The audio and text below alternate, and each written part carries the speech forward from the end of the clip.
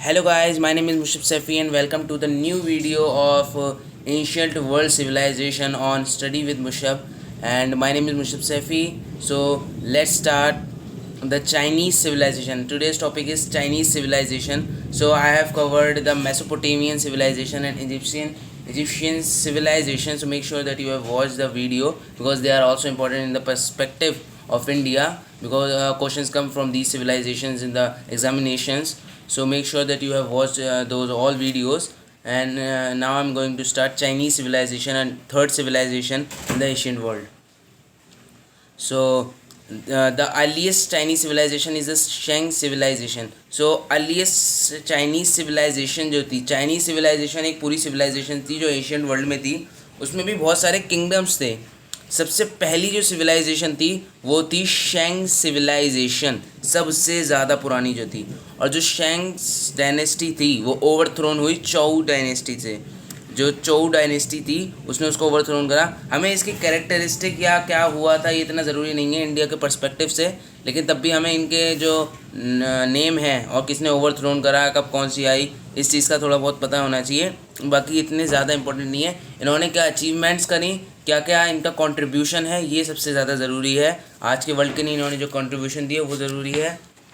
सो उसको हमें पढ़ना है. बाकी जो चाइनीज़ कैलेंडर था, इनकी जो एक कंट्रीब्यूशन है, उनका चाइनीज़ कैलेंडर एक ऐसा कैलेंडर था जो सोलर लूनर कैलेंडर था. इसमें सोलर और ल्यूनर कैलेंडर जो था वो मिक्स था. सोलर और ल्यूनर जो है एक्लिप्स के हिसाब से बनते थे. सोलर एक्लिप्स के हिसाब से इजिप्शियंस ने बनाया, मेसोपोटामियंस ने लूनर के एक्लिप्स के हिसाब से बनाया. तो इन्होंने दोनों को मिक्स कर दिए, दोनों को मिक्स करके एक अलग ही कैलेंडर इस्टेब्लिश करा. और जो चाइनीज़ थे वो पहले थे जिन्होंने ईयर की जो लेंथ थी वो 365 डेज़ कंसिडर करी. इन्होंने 365 डेज़ में बांट दिया ईयर को. 365 1/4 डेज़, आज तो 1/4 है, इन्होंने 365 डेज़ में कैटेगराइज कर दिया था ईयर को इन्होंने इतनी लेंथ दी थी.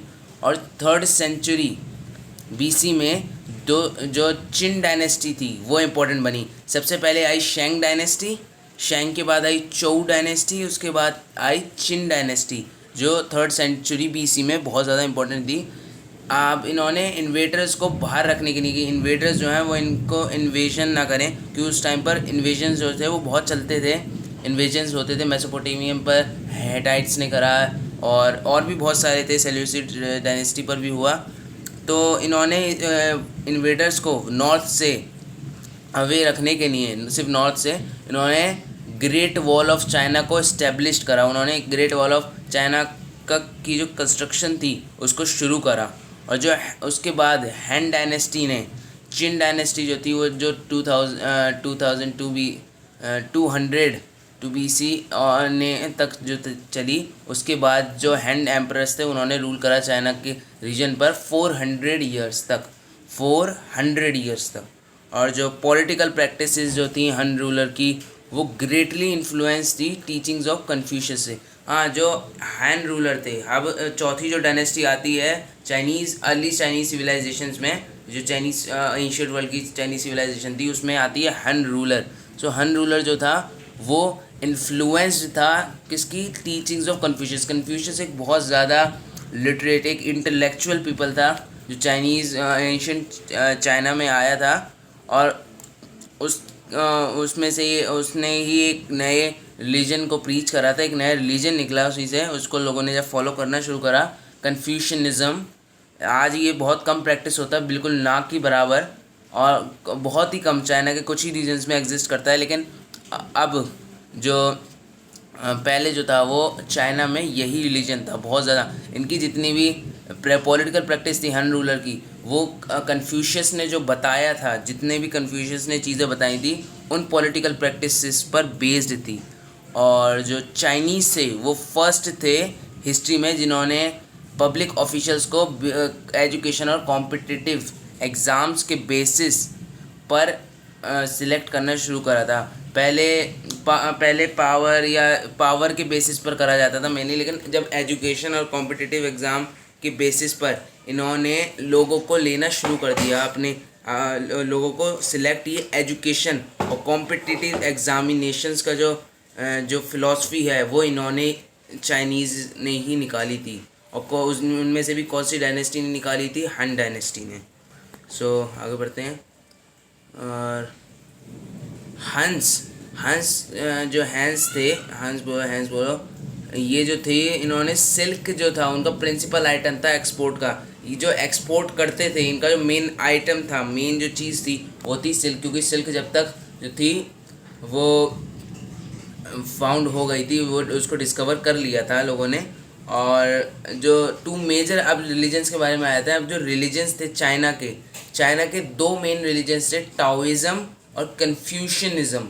ये जो दो थे वो इनके मेजर रिलीजन थे एंशियंट चाइना के, टाओइज़म और कन्फ्यूशनिज़म। जो टाओइज़म था वो लाओ जू वो भी एक इंटेलेक्चुअल थे, उनकी टीचिंग्स पे बेस्ड था। और कन्फ्यूशनिज़म जो है वो कन्फ्यूशियस की टीचिंग्स पे बेस्ड था। दोनों ही इंटेलेक्चुअल्स थे। ये 600 BC के अराउंड आए थे। ये चिन डायनेस्टी, लाओ जू जो थे वो चिन डायनेस्टी के टाइम पर आए थे, और कन्फ्यूशियस भी चिन डायनेस्टी का जो पीरियड था उसी पीरियड में आए थे। और जो बुद्धिज़्म था, अब हैन डायनेस्टी के टाइम पर बुद्धिज़्म आ गया था। बुद्धिज़्म जो था इंडिया से चाइना में फैलने लगा था, स्प्रेड होने लगा था। वो इंडिया से ही आया था।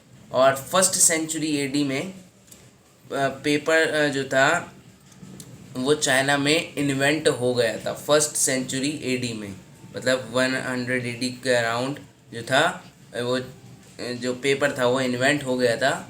और इन्वेंशन जो था वो पेपर का बहुत ज़्यादा इंपॉर्टेंट, इनका जो कंट्रीब्यूशन है, चाइना का जो कंट्रीब्यूशन है, सबसे बड़ा कंट्रीब्यूशन है वो है पेपर का और सिल्क का कंट्रीब्यूशन। उसमें भी पेपर का जो कंट्रीब्यूशन है वो बहुत ज़्यादा बड़ा है। क्योंकि जो पेपर से जो नॉलेज है वो बहुत आसानी स्प्रेड हो सकती है। ट्रैवलर्स को एक जगह से दूसरी जगह नहीं जाकर लोगों को प्रीच नहीं करना पड़ेगा। उनको सिर्फ जो है जो पेपर होगा, पेपर पे जो लिखा है वो लोगों को बांटना होगा। इससे ही नॉलेज बहुत आसानी से स्प्रेड हो जाएगी चाइना के आउटसाइड। तो इन्होंने वैसे पेपर बनता कैसे है इसको तो एक राज ही रखा था, और सिल्क को भी। लेकिन जो नॉलेज की स्प्रेडिंग थी उसमें वो ये लोग बहुत करते थे। इन्होंने चाइनीज़ ने अपनी जितनी हिस्ट्री थी उसको पेपर पे ही प्रिजर्व रखा है। और जो most of the Chinese civilization थी उन्होंने अपनी हिस्ट्री को भी कंपाइल करा है। जैसे हन डायनेस्टी थी, बाकी सब ने तो उस पर ही करा है। जो टैबलेट्स होती थी, बाक्स होती थी, क्ले की टैबलेट्स होती थी, और जो पेड़ की जो बाक्स होती हैं उन्हीं पे करा है। लेकिन जो हन डायनेस्टी तक जो थी पेपर जो था वो इन्वेंट हो गया था। तो उन्होंने अपनी हिस्ट्री जो थी वो पेपर पे कंपाइल करी थी। और जो पैटर्न था इन हिस्ट्रीज़ का उसको सेट करा था कि पहले शेंग डायनेस्टी ने लिख दिया तो हिस्टोरियंस को पता ही नहीं लग पाता। तो जो सुमा चीन था, एज इसका साइलेंट है, सुमा चीन नाम का जो एक इंसान था, एक हिस्टोरियन था, उसने इनको पैटर्नाइज करा था, उसने पैटर्न में लाया था। और जो इसको हीरोडोटस ऑफ चाइना भी माना जाता है। हीरोडोटस ऑफ चाइना, हीरोडोटस जो है उसको फादर ऑफ हिस्ट्री माना जाता है। पूरे वर्ल्ड उसको फादर ऑफ हिस्ट्री कंसीडर करता है। लेकिन अगर हम चाइना की बात करें तो इसको चाइना का हीरोडोटस कहा जाता है, हीरोडोटस। तो सम अदर इन्वेंशंस जो थे, सम अदर इनके कंट्रीब्यूशन जो थे वो था अबेकस, अम्ब्रेला और सीस्मोग्राफ से आज जो है अर्थक्वेक की जो मेजरमेंट होती है वो इन्होंने ही इस्टेब्लिश करा। अम्ब्रेला को इन्होंने इस्टेब्लिश करा, और अबेकस जो सबसे पहला न्यूमेरिकल सिस्टम था उसको इन्होंने ही इस्टेब्लिश करा था। उसके बाद और आने शुरू हो गए थे, उसके बाद और भी इस्टेब्लिश हुए। और मैप के माध्यम से समझ लेते हैं। चाइना में जो चिन डायनेस्टी थी वो 1523 BC से लेकर 1028 BC तक रही। तो ये जो रीजन है चाइना का, जो ईस्ट का रीजन है, उस रीजन पर जो थी ये शेंग डायनेस्टी जो थी वो बसी थी। शेंग डायनेस्टी इस तरफ थी, यहाँ पर ट्राइब्स और अलग जगह थी। लेकिन जो मेन जो डायनेस्टी टाइप्स जो थी, यहाँ क्लैंस और बाकी नॉर्मल पीपल, पेस्टर्स जो थे और जो पेस्ट्रोल्स थे, जितने भी नोमैड्स थे वो रहते थे। ये चाइना का जो अदर रीजन है। बाकी ये जो रीजन है यहीं पर एक डायनेस्टी स्टेब्लिश थी। यहाँ पे भी और किंगडम्स थे लेकिन वो ट्राइब और इतने डेवलप नहीं थे, उनको सिविलाइजेशन नहीं कह सकते। लेकिन जो शेंग डायनेस्टी थी वो सिविलाइज्ड थी, वो सिविलाइज थी, वो डेवलप्ड थी, तो उन्होंने इस जगह रूल करा। यही एरिया है। इसी एरिया पर फिर चोउ डायनेस्टी आई। चोउ डायनेस्टी ने उसे ओवरथ्रोन करा और अपनी जो टेरिटरीज थी वो और एक्सपांड करी, और ज़्यादा एक्सपेंड करी अपनी टेरिटरीज को चोउ डायनेस्टी। तो इसने 1027 से लेकर 256 BC तक रूल करा। उसके बाद चिन डायनेस्टी जो थी वो आई, लेकिन इसने रूल कितने सिर्फ 221 से लेकर 2006 तक ही रूल करा। पहले आ गई थी लेकिन जब पूरा कंट्रोल नहीं था, जो मेन पूरा कंट्रोल जो था वो इस ही टाइम तक बना था। इन्होंने इस जगह कंट्रोल करा था। इन्होंने जो नॉर्थ की साइड है इन्वेडर्स, यहाँ इन्वेडर्स थे, ये जो जगह थी यहाँ पर इन्वेडर्स थे, लेकिन ये इन्होंने इसीलिए ये जो ग्रेट वॉल ऑफ चाइना है, जिसको हम ग्रेट वॉल ऑफ चाइना कहते हैं, ये लोग ग्रेट वॉल कहते थे, इसको ग्रेट वॉल ही कहा जाता है, वो चाइना की है इसीलिए हम ग्रेट वॉल ऑफ चाइना कहते हैं। तो ये जो ग्रेट वॉल ऑफ चाइना थी ये इन्होंने इस्टेब्लिश करी, यहाँ पर भी इस्टेब्लिश करी, लेकिन ये अर्थक्वेक की वजह से ख़त्म हो गई। अब यहीं पर ये जो है ग्रेट वॉल ऑफ चाइना है, और ये 2400 किलोमीटर तक एक्सपेंड है। और बाकी जो हन डायनेस्टी थी वो और ज़्यादा डेवलप्ड थी। वो इन्होंने इतने ही रीजन पे जो था अपनी इस्टेब्लिशमेंट करी थी, लेकिन उसने और ज़्यादा एक्सपेंड कर लिया था। जो चाइना की टेरिटरीज़ हैं उससे भी नीचे आ गया था। ये जो नीचे का रीजन है मलेशिया का शायद रीजन है, तो उस रीजन तक अपने आप को एक्सपेंड कर लिया था। और ये नॉर्दर्न है, ये जो यहाँ पर थी, जो इस जगह पर जो हमारी वो थी जो ग्रेट वॉल ऑफ चाइना थी, वो अर्थक्वेक की वजह से यहाँ पर ख़त्म हो गई थी, और ये जो थी वो टूट भी गई थी इन्वेडर्स से। लेकिन ये जो थी वो बहुत मजबूत बनी थी और वो ज़्यादा डेवलप्ड थी, और उन्होंने और एक्सपेंड करा अपने आप को इन जगहों पर और ज़्यादा। ये देख सकते हैं सबसे पहले जो शेंग डायनेस्टी थी वो बहुत छोटी थी, ज़्यादा बड़ी नहीं थी चाइना के उस पर, चाइना की टेरिटरीज पर ज़्यादा बड़ी नहीं थी। लेकिन जो चोउ डायनेस्टी थी वो और ज़्यादा एक्सपेंड हुई। चिन डायनेस्टी उससे भी ज़्यादा एक्सपेंड हुई। चिन डायनेस्टी इतनी हुई, हन डायनेस्टी ने बहुत ज़्यादा अपने आप को एक्सपेंड करा। तो ये इन्होंने ये सब काम थे इन्होंने करे। Make sure that you have make the note, क्योंकि नोट्स बनाइए, इसमें इनके स्क्रीनशॉट्स ले लीजिए। ये जो जितना भी लिखा हुआ है इस सब का स्क्रीनशॉट ले लीजिए ताकि आप इसको रिवाइज कर पाएँ दोबारा। So thank you so much, have a nice day.